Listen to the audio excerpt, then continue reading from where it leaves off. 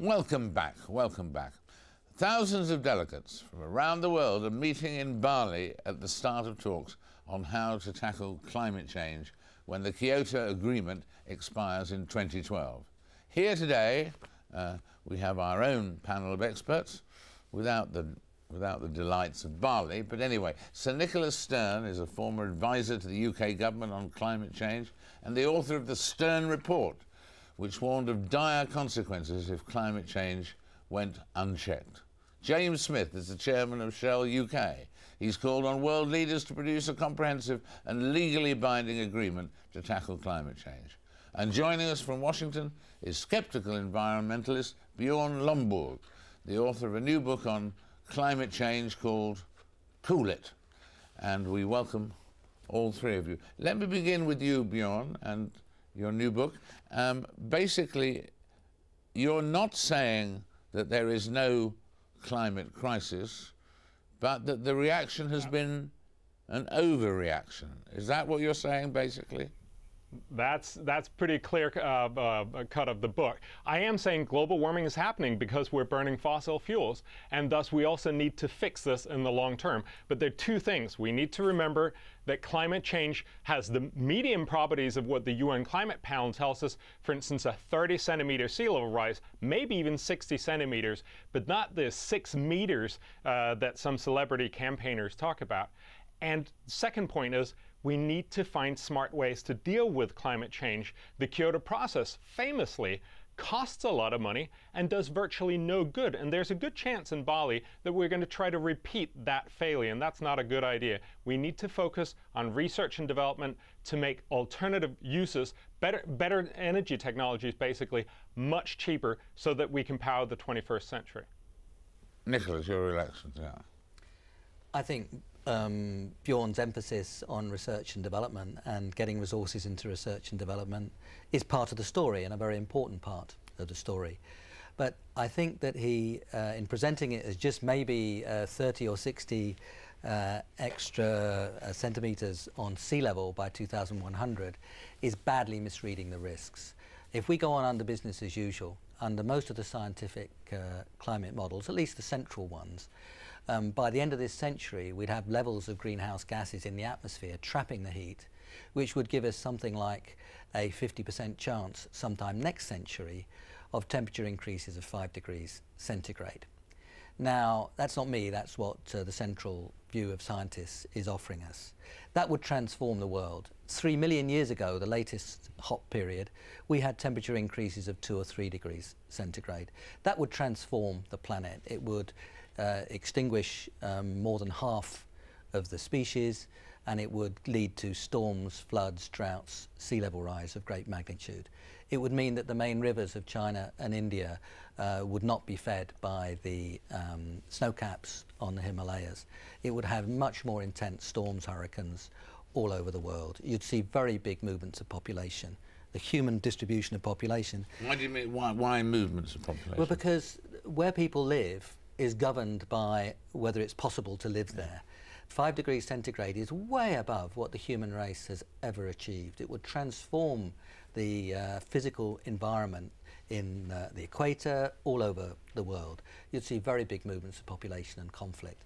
These are the kinds of risks that we run sometime end of this century, more likely into the beginning of the next century. But the risks are enormous. The good news is that we can make a very big difference through the research and development that Bjorn describes, but also you've got to give people the right incentives, face them with the price of greenhouse gases, face people with the costs of the damage they do to others. Let me just leap in there and bring in James Smith. You've signed the Prince of Wales Bali communication. Why did you feel it was right to sign that? Well, I think it's because of the common ground here that is among us here. It's about climate change is real, and we believe that climate change needs to be tackled. So you're right. I was one of the people that signed a communique to Bali, sponsored through the Prince of Wales. There were actually 150 companies, global companies from North America, from Europe, actually from China and Australia as well. So a very strong voice of business saying to governments that climate change is a real threat. Climate change will undermine economies. That is not good for companies. And actually, from the point of view of companies, tackling climate change, we believe, is a pro-growth option.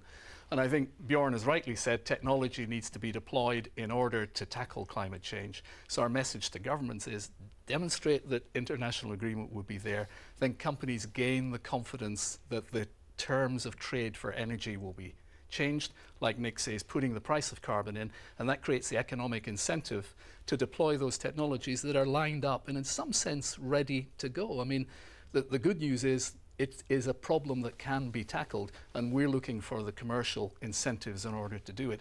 Taking the carbon out of fossil fuels, because fossil fuels are still going to be important for the long term, but decarbonizing them, but also bringing in new technologies such as biofuels, sustainable biofuels, using new and interesting technologies where we don't have that contention between food and mobility, because we can make the biofuels out of crop wastes. Well, coming back to you, Bjorn, there, I mean, you've said basically that you think that the cost of these environmental policies are probably greater than the costs of global warming, according to your research. I think the point here is we all three agree that we need to solve climate change in the long run, but I think there's a difference in emphasis. Nick was outlining some very scary, very scary scenarios throughout the next century. But of course, the real problem here is to, first of all, realize, well, how much can you actually do about it? He was talking about how glaciers are going to disappear in the Himalayas, and that will cause problems. Absolutely. But of course, what you have to remember is, even if you do the Kyoto Protocol, even if you do much, much more than the Kyoto Protocol, you can do virtually nothing against this because the glaciers have been disappearing since the Little Ice Age. I'm not saying we shouldn't be focused on it, but we should be focused on it in a smart way. If we actually want to help those people, we've got to make sure that they get better storage facilities for the water that will come disproportionately in the winter rather than the summertime when they need it. But that's the kind of practical measures we need to focus on. So the real question here is, again, how do you best address the needs of people both today and in 100 years? And that's where I'm saying we need to have smart ways to deal with climate change in the long run. But we also need to realize that there are many other adaptations, like the storage for water for China and India, but also about realizing there are many other problems in this century. Certainly we want to fix climate change, but presumably we also want to fix HIV/AIDS and malaria and malnutrition and the lack of free trade, all these other issues. And that's a process that I've helped create called the Copenhagen Consensus, where we've asked some of the world's best economists to look at all the different issues in the world and say, where do you get the most bang for your buck? They tell us it's not through Kyoto-style policies.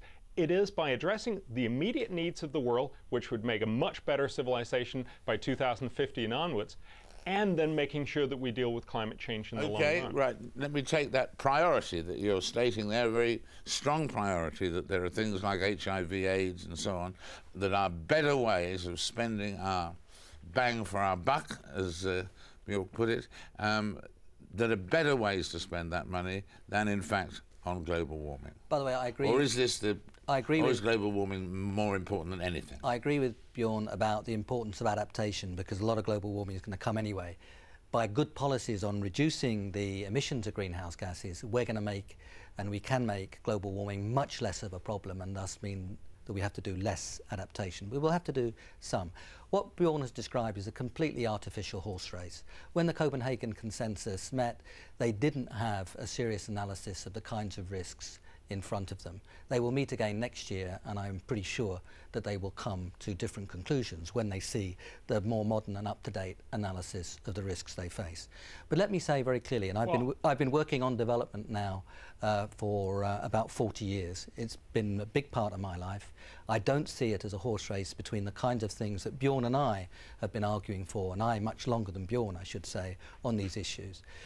If you do not deal with both development and climate change, you will undermine both of them. It's not a horse race between the two. In fact, if you turn it into that, you'll miss both those issues.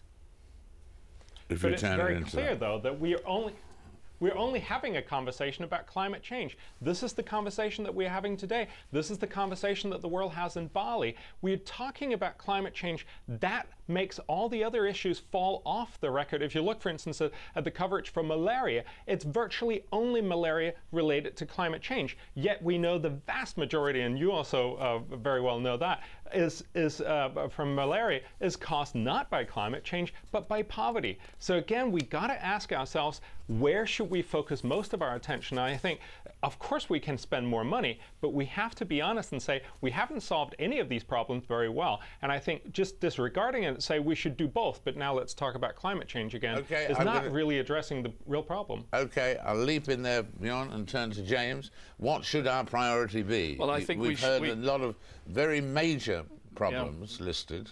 I think we do need to do both, because if we don't tackle climate change, it's going to make the problems of poverty greater. It's in the developing world that some of the impacts of climate change will be felt more significantly. And to say we need to do both and then suggest we're only talking about climate change isn't so. And Nick Stern himself, he did fantastic work on climate change. Before that, he had done tremendous work on development for Africa, the Commission for Africa that he worked on beforehand. So these are common problems to which there are common solutions. We need to be working on them together. Thank you all very much indeed. We will return to this subject. You've managed to compress a great deal into the last 10 minutes, which we greatly appreciate. That's all we've got time for totally in this particular program, in this particular edition. So do join us again, same time next week. See you then.